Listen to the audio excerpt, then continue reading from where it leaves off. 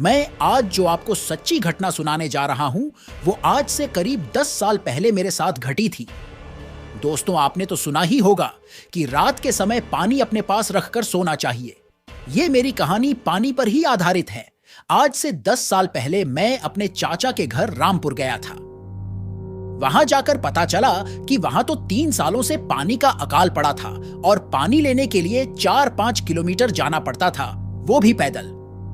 चाचा चाची से मिलने के बाद मेरे चाचा का लड़का और मैं पानी लेने के लिए खगड़ी में चल पड़े। रास्ते में पैदल चलते हुए थक गए थे और एक जगह बैठ गए। तब रोहन ने एक किस्सा सुनाया कि भैया, क्या आप जानते हो, पिछले साल पानी की वजह से एक औरत और उसके बच्चे को मार दिया गया था। हुआ ये था कि बच्चा पानी के लिए रो रहा था और वो काफी बीमार भी था, इसीलिए वो औरत पानी मांगने हमारे गांव में आई थी। लेकिन उसको किसी ने भी पानी नहीं दिया।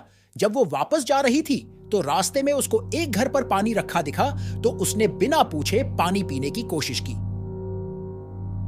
जब उसको पानी पीते उस घर के मुखिया ने देखा तो वो गुस्से से आग बबूला हो गया और लोहा का रड लेकर उस औरत की तरफ दौड़ा। उस औरत ने भागने की कोशिश की लेकिन वो गिर गई। उस आदमी ने बिना आगे पीछे सोचे लोहे के रड से उस औरत की हत्या कर दी। उसके एक दिन बाद उसके बच्चे का भी पानी के बिना मौत हो गई। कुछ दिनों बाद खबर आई कि उसी लोहे के रड से उस घर के मुखिया को भी किसी ने मार दिया और धीरे धीरे उसके पूरे परिवार को किसी अनजानी ताकत ने मौत के घाट उतार दिया। यह किस्सा सुनने के बाद मुझे यह झूठी लगी। हम दोनों भाई पानी लेकर वापस गांव की तरफ लौटने लगे। हल्का हल्का अंधेरा हो चुका था। अचानक हमारे सामने एक बच्चा आया और पानी मांगने लगा, लेकिन इतनी दूर से पानी लाने के कारण हमने उसे मना कर दिया। घर पहुंचकर मैंने खाना खाया और बाहर बरगद के पेड़ के नीचे खाट पर सो गया। अचानक रात को वही बच्चा मेरे सामने आया और पानी मांगने लगा। मैंने ध्यान नहीं दिया और गुस्से से उसे कहा कि चले जाओ। उसके कुछ देर बाद मुझे वो औरत दिखाई दी। अचानक मैं उठ गया और देखा वहां कोई नहीं था। मैंने सोचा कोई सपना आया होगा। फिर रात को करीब 2 बजे के आसपास मैं पेशाब करने के लिए खुले मैदान की तरफ गया और मुझे पानी शब्द सुनाई दिया।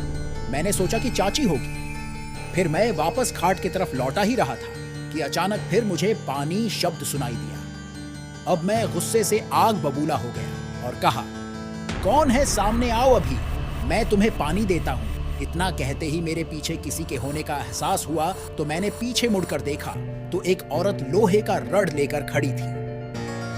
मैं डर के मारे बहुत जोर से भागा और रास्ते में एक पत्थर से टकराकर नीचे गिर गया। उसके बाद जो हुआ वो चमत्कार से कम नहीं था। वर्टिकल बार उस रात हल्के बादल थे और अचानक कुछ पानी के बूंदे उस औरत पर पड़ी और वो औरत गायब हो गई। मैं अपनी जान बचाने के लिए भगवान को धन्यवाद देने लगा। अगले सुबह जल्दी से तैयार हुआ अपने घर जाने के लिए। अपने चाचा चाची को बताया कि मुझे एक जरूरी काम के लिए पटना जाना है। इतना कहकर रामपुर से निकल गया। जब मैं स्टेशन पर पहुंचकर ट्रेन का इंतजार कर रहा था तो मुझे एक बच्चा रोते हुए दिखा। मैं घबरा गया, लेकिन वो औरत पास आई और बोली, मुझे पानी चाहिए। मैंने अपनी बैग से पानी का बोतल निकाला और उस औरत को दे दिया। पानी पीने के बाद उस औरत ने मेरा बोतल वापस लौटा दिया। उसके कुछ देर बाद मेरी ट्रेन आ गई और मैं अपने घर के लिए उस ट्रेन में बैठ गया। उसके बाद से मैं हमेशा पानी अपने पास रखकर सोता हूं। दोस्तों, आपको मेरा यह अनुभव कैसा लगा? आप मुझे कमेंट के माध्यम से बताना ना भूलें और साथ में वीडियो को लाइक, अपने दोस्तों के साथ शेयर और इस चैनल को सब्सक्राइब करना ना भूलें। मिलते हैं दूसरे अनुभव के साथ। जय महाकाल।